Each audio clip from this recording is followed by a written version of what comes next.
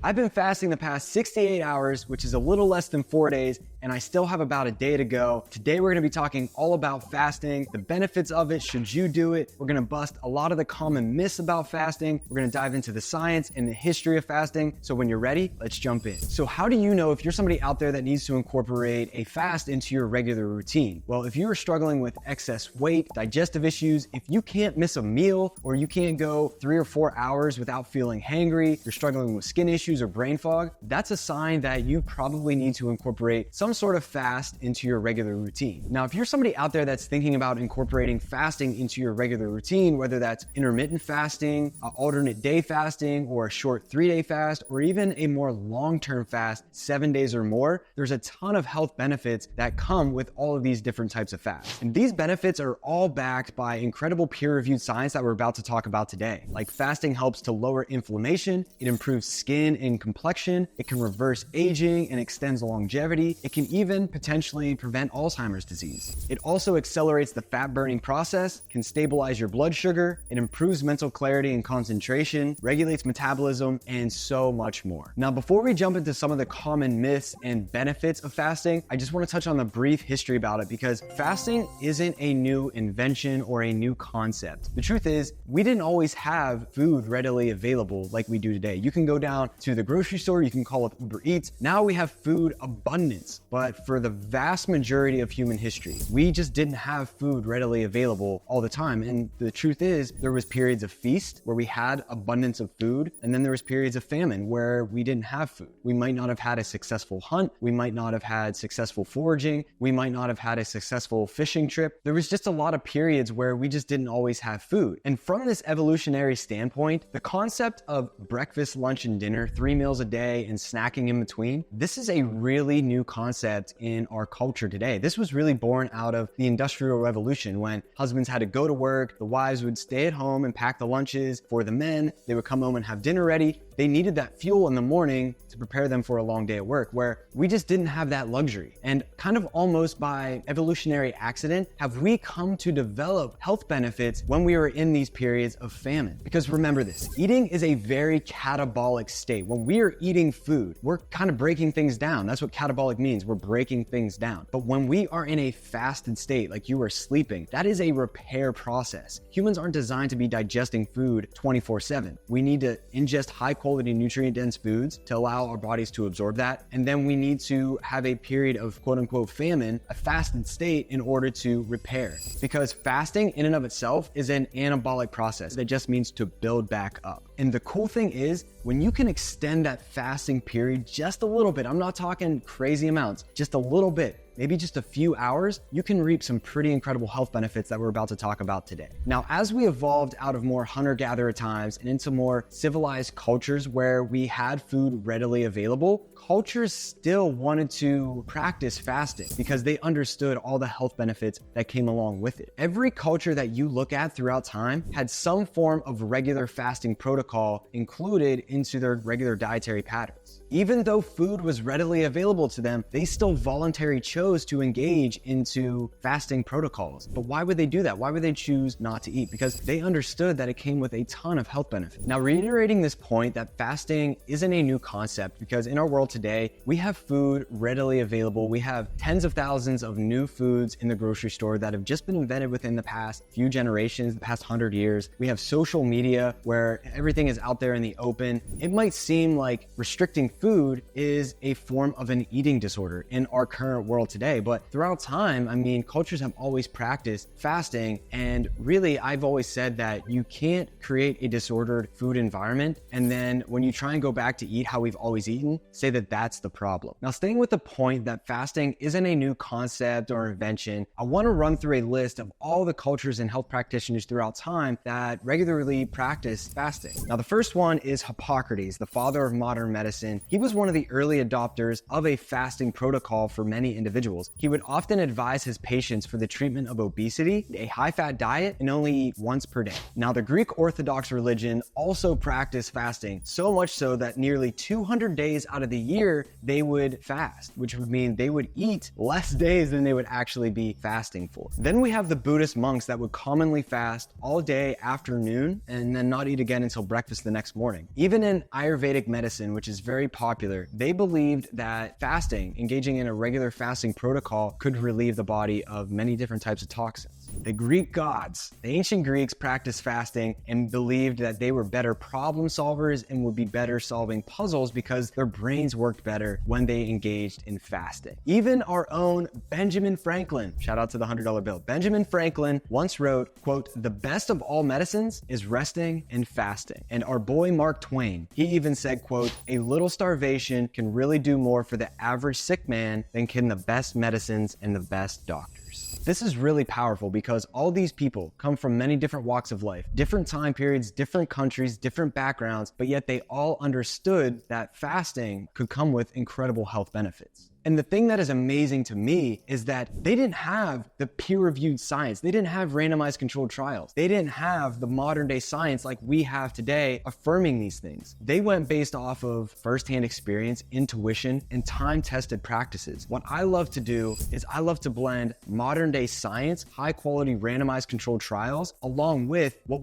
humans have been doing the longest. That's how we can find out what's really close to being the truth. And the truth is today, fasting has incredible health benefits. There's some myths that we're about to jump into, but there's also a ton of health benefits. And if you're watching this right now, odds are you can engage in some form of fasting protocol, whether that is a intermittent fast, a short day fast, alternate day fasting, or a 3 or 4 day fast like I'm currently doing, or even an extended 7+ day fast up to maybe a couple weeks. Now, while in today's world, we have a profoundly sick society. People are struggling and they need answers. And fasting is often used as a tool to help people recover and get better that are struggling with illness. But I should note that throughout time, fasting wasn't necessarily used as a tool to help people that were struggling with illness. It was used as a tool for wellness. It was used to keep people from getting sick. Because I'm not struggling, I'm not sick right now, but I'm doing a fasting protocol because there's science that shows that it helps your immune system to come back even stronger and that it helps with a host of things. So I'm doing this as a preventative measure. And if you're somebody out there that is not struggling with your health, but you're just looking to optimize your long-term health, then fasting is still something that I believe that you should regularly engage in. It's just finding the right fasting protocol for you. Now think about this logically. When you are feeling sick, when you have the cold or a flu, what is pretty much the last thing that you want to do? The last thing that I want to do is eat a lot of food. Why is that? Because naturally, in the wild, every animal doesn't want to eat a lot when they are feeling sick, when they're feeling run down, because like I just mentioned, when we are in a fasted state, our body needs to cleanse and repair and build back up. If we are constantly ingesting food and other substances at that time, then our body's not able to cycle through some of these repair processes that I'm about to talk about, autophagy and apoptosis. That's why in today's world, when we are sick, we are told to just drink liquids or broths or soup, like the chicken noodle soup, Mom's, or the Sprite or the ginger ale. We're told to just drink a lot of liquids, eat light, because this concept of fasting has just been passed down to us from generation to generation throughout time. Now, what's cool is that we have science today, peer-reviewed randomized controlled trials today showing why this is effective for helping us to get better. In a 2014 study, researchers found that by doing a 3-day fast, consuming less than 200 calories a day, this can actually reset some components of your immune system. Doing this 3-day fast, it actually lowered people's white blood cell counts, but only to come back even stronger. This is a form of hormesis. Basically, what doesn't kill you makes you stronger. This is environmental hormesis. So it stresses you out just a little bit, but you're gonna come back even stronger. That's why we fast when we're sick. And that's why I'm fasting now, so that way I can basically get stronger, come back even better. What's up, guys? Real quick, if you're loving this content about fasting, then you are going to love these 2 supplements right here that can help take your fasting protocol to the next level. The first thing that I have is Ancestral Minerals. This is basically electrolytes that can help to replenish your body. You're drinking a lot of liquids, you might be flushing a lot of things out. This is going to help keep you hydrated because you need electrolytes like magnesium, potassium, chloride, sodium, wildflower bee pollen, and Atlantic kelp. This is going to help you to actually hydrate your cells because it's not actually the water that's hydrating, training, it's the electrolytes. And that's what ancestral minerals are, all in the most bioavailable forms from the most pristine sources. So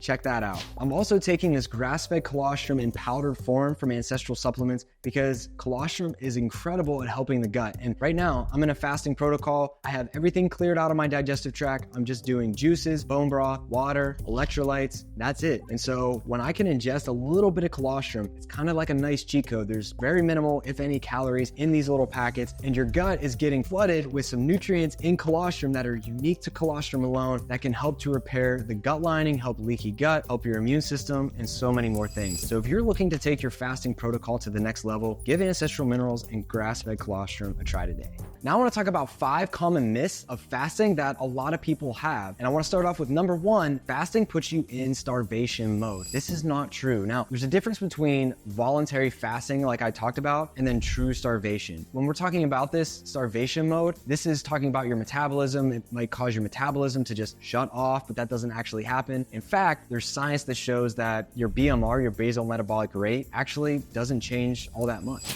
There was one study where participants fasted every other day, so this is alternate day fasting, for 22 days. This is a little over 3 weeks, and there was no difference in their basal metabolic rate, which is the amount of energy that our body burns to function optimally. Now, on average, in this study, their fat burning increased by 58%, and their carbohydrate oxidation, which is their sugar burning capacity, this decreased by 53%. This means they were becoming more metabolically flexible and learning how to use both sources of fuel properly, because that's what we're ultimately trying to do. You want to be able to miss a meal and not have to rely on sugar as fuel, because if you can miss lunch or miss dinner and feel good, that's what we're ultimately trying to get at, is learning how to use our own body fat as fuel, learn how to use the fat that we're eating for fuel, and how to use sugar for fuel. And engaging in regular periods of fasting that's going to stress us out a little bit, that's going to help us to be able to use carbs for fuel and fat for fuel. Now, the second common myth about fasting is that fasting causes you to burn muscle. This is also not true. Did you ever wonder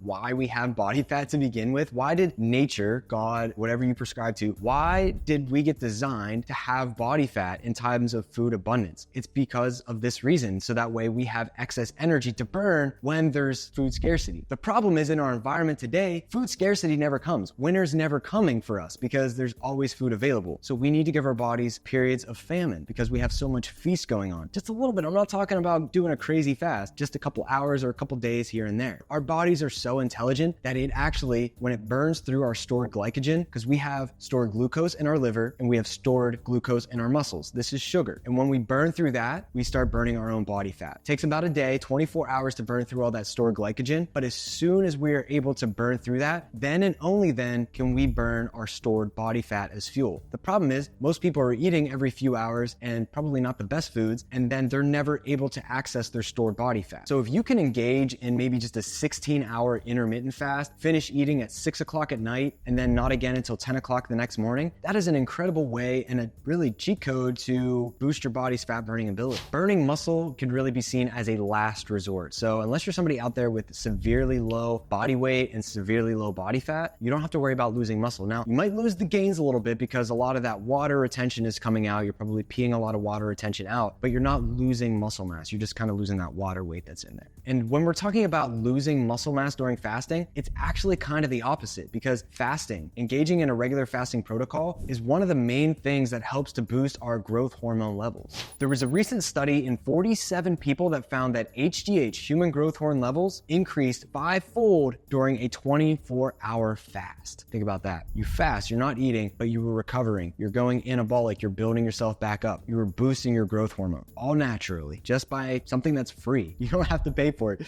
You just don't eat. There was another study where participants did alternate day fasting for 70 days, over 3 months, and what the researchers found is that their weight reduced by 6%, but fat mass decreased by 11%, and muscle mass didn't change at all. So when they did alternate day fasting every other day for 70 days, they just lost body fat and not muscle mass. So you don't have to worry about losing muscle if you want to try a fasting protocol. Now, a third common myth about fasting is that fasting is going to cause low blood sugar. This isn't true for the overwhelming vast majority of people because our blood sugar needs to be tightly regulated at all times. And kind of just like I was talking about, we have stored glycogen for a reason. So if we're not bringing in food, your body has all these built-in reserves to access to keep your blood sugar steady at all times. And so once your body goes through that stored glycogen, your stored liver glycogen, your stored muscle glycogen, then your body's going to turn to a process called gluconeogenesis. Gluco meaning sugar, neogenesis is creation. So you're literally creating glucose. And where do you think this comes from? This is coming from the backbone of body fat. So this is what's happening. You're burning that stored glycogen and you're burning your own body fat, which is actually in a way getting turned into sugar, which is then able to keep your blood sugar steady. Now, if you're somebody out there that can't miss a meal, you feel hungry if you miss a meal, hangry, Betty White hangry, if you're that Snickers commercial, if you're feeling rough because you can't miss that meal, this is a sign that you are not metabolically healthy or metabolically flexible. You should be able to miss a meal and not want to tear your neighbor's head off because you didn't get your food. So if you're somebody out there that is struggling like this and you start a fasting protocol and you miss a meal and you feel blurry or hangry, it might take a little time for your body to kind of regulate itself. So don't give up just yet,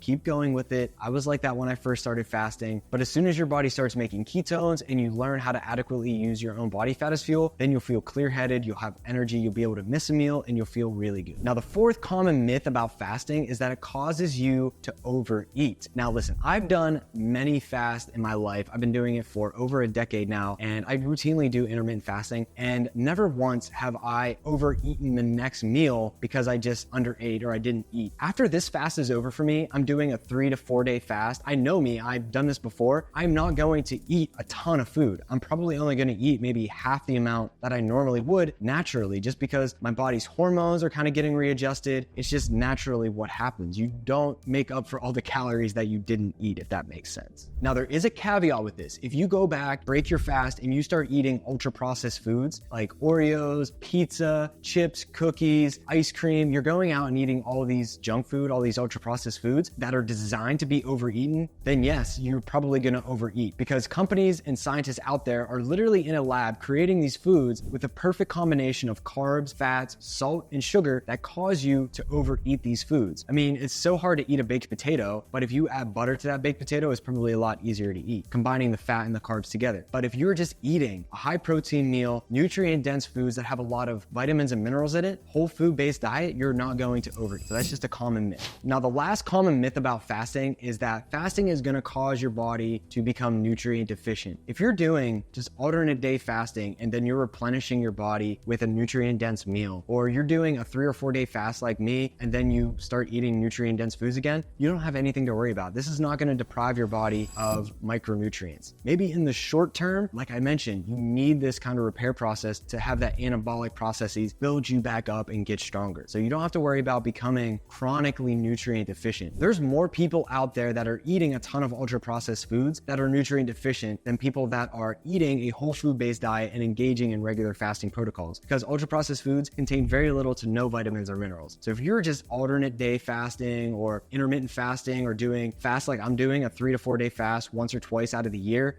you have nothing to worry about as long as you're eating whole foods regularly throughout the rest of the year. All right, guys, I hope you enjoyed this content today where we talked all about the history of fasting, all the different myths that we debunked today. If you enjoyed this content, then you are absolutely going to love part 2, where we talk all about the benefits of different fasts. If you want, check out that video. Just click the link right here, and I'll see you there.